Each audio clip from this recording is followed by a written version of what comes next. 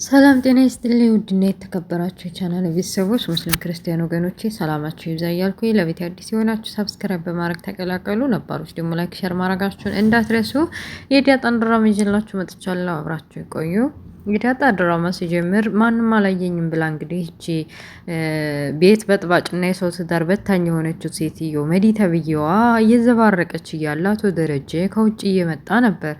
ውጭ ከገባ ከውጭ ስራ በጣም ስራ ደክሞ ለማረፍ ነበር የመጣው እና አቢጌል እምቢ ብላኛለች። የምፈልገውን ነገር ከጎን የቆማ ታግዘኛለች ብላ አስባ ነበር። ግን አቢጌል ይሄንን ስራሽን አቁመሽ ትክክለኛውን መንገድ ይዘሽ ከእናቴ ጋርና ከአባዬና ከኛም ጋር ጥሩ ጊዜ እያሳለፍሽ ጊዜሽን አቃጥለሽ ወደ የመጣሽበት አሜሪካት ብትመለሽ ይሻለሽ ነበር ብላት ብትላትም እሷ ሻፈሬ ብላ እንግዲህ የደረጀው ሁኔታ በደንብ እንትን ብላለች አጥንታለች። እና እሷም ያው ዲያጣን ተጠራጥራለች እሱ ልጅ መሆኗን እንዲህ በቀላሉ እዚህ ቤት የጓደኛ ልጅ ናት ብሎ ሊያመጣትና እንዲትኖር እንዲፈቅድ አይፈልግም። እና የሆነ የበስተጀርባ የሆነ ነገር አለ ብላ ስላሰበች በቀላሉ አልፋታውን ብላቶ ደረጀን እንግዲህ እሰራለታለሁኝ የእህቴን ህይወትና ብስቁልቁል አድርገው እህቴ እንግዲህ ማንም የላትም ብለው ሲጫወትባትማ ማየት አልችልም መጨረሻ አይኗን እንድትገልጥ አደርጋለሁ ብላ እንደዛተችና እንደዛ ስታወራ ሲሰማ እንግዲህ አቶ ደረጀ ያዙ ይልቀቁኝ ብሎ ነበር። ጉሮሮዋን አንቆ በሰይፍ እንደሚበታትንላት እና በሰይፍ እንደሚቆርጥላት በደንብ አስጠንቅቋት እስከሚገባት ድረስ ሄዷል። እሱ ሊያርፍ ነበር የመጣው ግን በእሷ ስራ ተናዶ ተመልሶ ወደ ቢሮ ተመልሶ ሄዷል። እሷም ቢሆን በልክ ተነሳስታ ለጊዜውም ቢሆን ሲቆጣት ስሜታዊ ሆኖ የሆነ ነገር ያረገኛል ብላ ፈርታ እሺ ምንም ነገር አልፈጽምም ምንም ነገር አላደርግም ብላ ነበር እሱ ፊት። ከዛ በኋላ ግን ያሰበችውና ያቀደችውን ለመስራት የሆነ ሰው ከጎን ያስፈልገኛል እያለች የሆነ ሰው እየፈለገች ነበረ። እንግዲህ ወይዘሮ ማርቲን ጋር ቤቷ ስትመጣ ከስራ ደግሞ ያው ሳሎን አገኘቻት።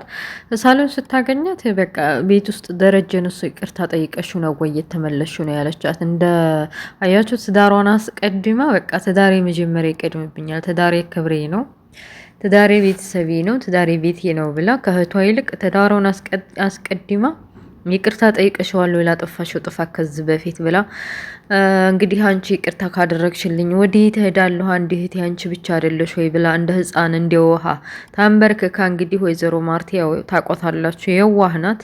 በጣም ጥሩና ደግ ከሚባሉት እናቶች ሚስቶች ናት። እና ይቅርታ አድርጌልሻለሁ። ያው ቤተሰብም እናትና አባትም ሌላ መጠጊያ ስለሌላት እኔ ውናኝ ያለኋት ወዴት ትሄዳለች? ያለኝ አማራጭ እሺ ብሎ መታረቅ ነው ብላም ወይዘሮ ማርታ ይቅርታ አድርጋላታለች። ከዛ በተረፈ ደግሞ አብጌል ናት። አብጌል እንግዲህ አሁንም ከናታ ፍቅር ምንም ፈቀቅ አላለችም። እንግዲህ ዲያጣ እህቷ መሆኗን ጠንቅቃ ብታቅምና የሚፋቀሩና የሚዋደዱ እንደሚሆኑ በአይኗ በብረቷ እያየች ብታውቅም ቢገባትም አእምሮዋን ልታሳምነው አልቻለችም። ያው እነሱ ይዋደዳሉ እኔ ብተው ወይ ቢቀርብኝ ይሻላል ብላ ራሷን ልታሳምን ዝግጁ አይደላችም። ሬስቶራንት ሻይና ቡና እያሉ ስለ ራሳቸው ጉዳይ አንስተው እያወሩ ነበረ። እና ናታም አጋጣሚውን ልጠቀም ብሎ ከድሮ ከልጅነትሽ ጀምሮ ለምንድን ነው እንደዚህ አንቺ ያልሆነውን ነገር ይገባኛል ትክክል ነኝ ብለሽ እድሜ ልክሽን ዋጋ መከፍሊው ለምንድን ነው ብሎ ጠይቋት ነበር። እሷም ቢሆን እንግዲህ ካነሳ አይቀር ብላ መጀመሪያ አካባቢ ያለን ግንኙነት እኛ ቤት ስትመጣ ጀምሮ ያለነ ጌታ ያለነ ሁኔታ አንተ ታውቀዋለህና ያው ፍቅርና ውዴታ የጀመረው ከኔ ነው። እዚህ ቤት እስካለ ድረስ ዲያጣ ከመምጣቷ በፊት እንደማፈቅር ጠንቅቀህ ታውቃለህ። እሷ የኔ የሆነውን ነገር መጀመሪያ ለኔ የሚገባውን ነገር እሷ ወሰደች። ስለዚህ አንተ የምትገባው ለኔ ነው። እኔ ደግሞ ለኔ ይገባኛል ያልኩትን ነገር ወደ ኋላ አልልም። እሷ እያፈቀረች እናንተም እሷን ብታፈቅራት ወደፊት አንተ እሷን ዲያጣን ብትመኛትም እንኳ አንድ ቀን የኔ ትሆናለህ የሚል ተስፋ አድርጌ የኔ ለማድረግ እጥራለሁ ብላለች። እና በቃ ይህንን ብሽቀቷን እና ይህንን ሁኔታዋን ያው ላለመረዳት ብላ አባቷ ጋር ቀጥ ብላ ወደ ቢሮ ሄዳ ነበረ። ሌላው በተረፈ ደግሞ እንግዲህ ዲያጣ ስለ ልዴቷ እናቷ ጋር እያወራች ነበረ። ለልዴቷ እናቶ ደረጃ አባቷ እና ወይዘሮ ማርታ ምን እንደሰጧት እያንዳንዱ ውሃ ለልዴቷ አይታችኋል ምን እንደሰጣችው ውሃ ጫማ ሽጋ ወይዘሮ ማርታና እንግዲህ አቶ ደረጀም ያው እንግዲህ በአደባባይ ይፋ ባያረግም የእሱ ልጅ መሆኗን ወርቅ አምጥቶ የ1 ሚሊዮን ብር ሁለቱም አዋጥተው ለአንቺ ይገባሻል ብለው ወርቅ ሰጥተዋት ነበረ። ሁላቸውም ያላቸውን ሰጥተዋቸው እና እሷ ያው ሰላምዬ ጋር ደውላ የተፈጠረውን ነገር ነግራታለች። ከዛ ነገር የለም ነጋና ጠዋት ወደ ዳጣ ወደ ሰላም ቤት ወደ እናቷ ሄደች። ደስ ብሏታል። በቃ ወንድሜ ስሄድ ነው ተኝቶ ነው ወይ ምን እያረግሽ ነው? ቁርስ እንደሆነ እሰራልሻለሁ፣ እኔም አልበላሁም በጧት ነው የመጣሁት እያለች ለእናቷ ሽሩሩ እያለቻት ነበር። ሰላምዬም ይሄን ቅጽበት ስታይ ደስ ብሏን ነበረ። ግን በሁኔታዎቹ ማውራት ስላለብንና መነጋገር ስላለብን ብላ ቁጭ አድርጋ ስታማክራት ነበር።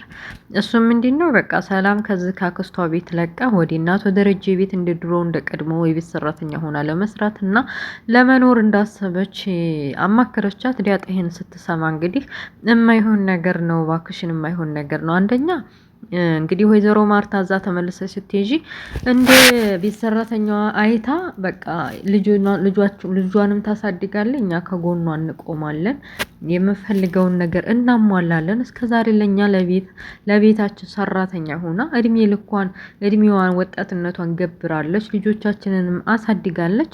የሚገባትን ነገር በሙሉ ለመስጠት ዝግጁ ነን ብላ በየዋህነቷ ነይ ቶሎ ብላታለች እና ሁሌም ለአቶ ደረጀ ስታነሳበት ይሄ ጉዳይ ያው ደረጀ የውስጡን ነገር ጠንቅቆ ስለሚያውቅ እዚህ በኖሮች ቁጥር በቃ አስባችሁታል። ሰላም ከነ ወይዘሮ ማርታ ጋር እነ ዲያጣ ጋር ሁሉ ጋር ባንዲ ሲኖሩ መጨረሻ ላይ ግን እውነቱ ሲጋለጥ የሰላም ተብዬዋ ባሏን ይዛ ከአንዲሉ 2 ልጅ እንደወለደች ከሷ ብታቅ የቤት ሰራተኛ አድርጋት ሲጎልባት ከጎኗ ሁና ስትታመም ስታረግ ስትወልድ ከጎኗ ሁና መጨረሻ ላይ ደግሞ ባሏና ውሽማው ሆነው ተገይተው ብትሰማ ወይዘሮ ማርቲ ምን ልትሆን እንደምትችል በጣም ከባድ ነው። እና እንግዲህ ዲያጣ ይሄን ነገር አስባ ቆይ ማሚ አታሳዝንሽም ወይ ነው ያለችው።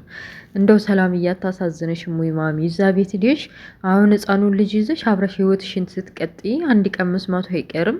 ስትሰማ ምን ልታረግ ትችላለች? እንደዛ አይነት ሰዎች በጣም ውሳኔያቸው መጥፎ ነው። በህይወታቸው በጣም ታጋሽ ጥሩና ደግና የዋህ ሰዎች መጨረሻ ላይ በሳቸው ላይ የሚጫወትና በሳቸው ላይ የሚቀልድና የዋህነታቸውን እንደ ጅል ቆጥሮ የሚጫወትባቸው ሰዎች መጨረሻቸው ውሳኔው ከባድ ነው እና ልገልሹላ ትችላለች። ያ ከመሆኑ በፊት አንቺ ካክስትሽ ቤት ለምን ትወጫለሽ? ከወጣሽም ደግሞ የሆነ ሆቴል እንትንልሻለሁ ከራይልሻለሁ። ከዛ በተረፈ ደግሞ ያም ካልተሳካ ትንሽዬ ክላስ ተከራይተን እኛ ህይወታችንን እንቀጥላለን። በመካከላቸውን ገብተን የዲያጣን ማን ነው የውሃንና የእናቶ ደረጀን የወይዘሮ ማርታን ትዳር አንበጥብጥ። በቃ እኛ ምንም እንዳልተፈጠረ አድርገን ህይወታችንን እንቀይር ብትላትም ሰላም የፈለገችው ምንድነው? ንብረታቸውን ነው። አስባችሁታል? ልጆቼ ከአቶ ደረጀ ንብረት እኩል የመካፈል መብት አላቸው። አቤት ይሄ ንብረት ግን ሱብሃንክ ያ ረቢ ብራህመትክ። እንዴ ይሄ ንብረት የማያመጣብን ጉድ የለም። እና ሰላም ምንድነው አላማዋ? እዛ ሰራተኛ ሆኜ ብቀጠር በቃ ገንዘቡ ንብረታቸው በልጆቼም አብረው ይኖራሉ። እኩል ያቶ ደረጀ ልጆች እነ አቢጌል እና ውሃ የሚበሉትን ነገር ዲያጣም ልጅም ይሄ ወንዱ ልጅም አሁን የተወለደውም ይበላሉ። እና መጨረሻ ላይም አንዲ ነገር ቢፈጠርና እውነታው ታውቆ ወይዘሮ እንትና ማነው ስሟ ወይዘሮ ማርታ እውነቱን አውቃ ከቤት ብታፈናቅለኝም እንኳን ንብረቱን የመካፈል መብት አላችሁ የሚለውን ለማስፈር ነው እንግዲህ የቤት ሰራተኛ ሆና ድጋሚ እዛ ቤት ገብታ ለመቀጠል ያሰበችው። እንግዲህ ዲያጣ ያቅማለት ብትታገል ሰማት አልቻለችም። ከዛ በተረፈ ደግሞ የሚገርመውና በጣም የሚያሳዝነው በጣም የሚደንቀው ነገር ደግሞ የአቢጌል ሁኔታ ነው። አባቷ ጋር ሁና ቢሮ ሁና ግጥም ሲያነብላት ነበር። እሱን ስትሰማ ስታለቅስ በጣም ነው ያሳዘነችኝ። በጣም ጨካኝና አረመኔ ነበር በፊት ሰዎች ላይ ጉዳት ማድረስ እንጂ ስለ ሰዎች ማዘን የማታቅ እናቴ ነው አባቴ ነው ወንድሜ ነው እህቴ ነው ምናምን ብላ ምንም የምታውቀው ታሪክ የለም። ያው ለራሴ ይገባኛል የምትለው ነገር ካለ ለራሷ ነው እንጂ ለሌላ ሰው ማሰብና መጨነቅ የሚባለውን ነገር አታውቅም። ዛሬ ግን ለአባቷ ተጨንቃ እንግዲህ እውነቱን ጠንቅቃ እያወቀች ለእናቷም አባቴ እንደዚህ ውሽማ ይዞብሽ እና ወልዷል እንኳን ብላ አልተናገረችም እና በአባቷ እኔ ከጎንህ ነኝ እያለች እያለቀሰች አይዞህ አይዞህ እያለች ነበረ። ከዛ በተረፈ ይች መሰሪ ይቺ ቅንቅናም የሆነች መዲ ተብዬዋ እንግዲህ አሁንም እጇ አላረፈም። የዲያጣን ክላስ ዲያጣ ለመኖሯን ካወቀች በኋላ የዲያጣ ክላስ የሆነ ነገር አገኛለሁ ብላ እንግዲህ ክላሷ ገብታ ፍራሹን ሁላ ብርቁስቁስ አድርጋ ወይ ፎቶ ወይ ደግሞ ወረቀት ወይ የሆነ ነገር አገኛለሁኝ ብላ አስባ እየፈተሸች ነበረ። አገራማን ነው ብላ ዲያጤት እንግዲህ ከእናቷ ከሰላም ቤት ሄዳ ወደ ክላሷ ለመግባት ስትሞክር ክላሷ እንዳለ ብርቁስቁስ ብሏል። ማን ገብቶ ይሆን ምንድነው የተፈጠረው እያለች እያሰበች ነበረ። እና ወንድ ቤተሰቦችዬ ውስጡ ዲያጣ ክላስ ምን ሊገኝ ይችላል? ይቺ መዲ ተብዬዋስ ምን ልታረግ ነው ቀጣይ? ዲያጣስ ምንድነው? ዲያጣና ሰላም በዚህ ሁኔታ ነው ወይ የሚቀጥሉት? ማርቲስ መቼ ነው ጉዱን የምሰማው? አቶ ደረጀስ እንደዚህ በጭንቀት የሚያልቀውና ጭንቀቱ የሚያቆመው መቼ ነው የሚለውን ኔክስት የምናየው ይሆናል። እናንተስ ምን ትላላችሁ? ሀሳባችሁን ስጡ። ይሄ ድራማ እንግዲህ አንድ ቤተሰብ ለቤተሰቡ ሲል ምን ያክል ዋጋ መክፈል እንዳለበት እና አንዲት ሚስት የሆነች ወይም እናት የሆነች ሴት ለልጆቿ፣ ለቤቷ፣ ለባሏ ምን አይነት ታማኝ እንደሆነች የሚያስተምር ነው። እንደኔ ይህን ይመስላል። ኔክስት በሌላ ፓርት እስከምንገናኝ መልካሙ ሁሉ መኝላችኋለሁኝ። ከዛ በተረፈ ላይክ፣ ሼር፣ ሰብስክራይብ ማድረጋችሁን እንዳትረሱ። ባይ ባይ። ቻው ቻው። ላይክ አድርጉ። እናንተ ደግሞ ሙሉ ሰዓት አጫውቱ። ያው 12 ደቂቃም ሆነ 13 ደቂቃ የምለቀው አጫውቱልኝ ለሰዓት ስለምፈልገው። ኦኬ ባይ ባይ።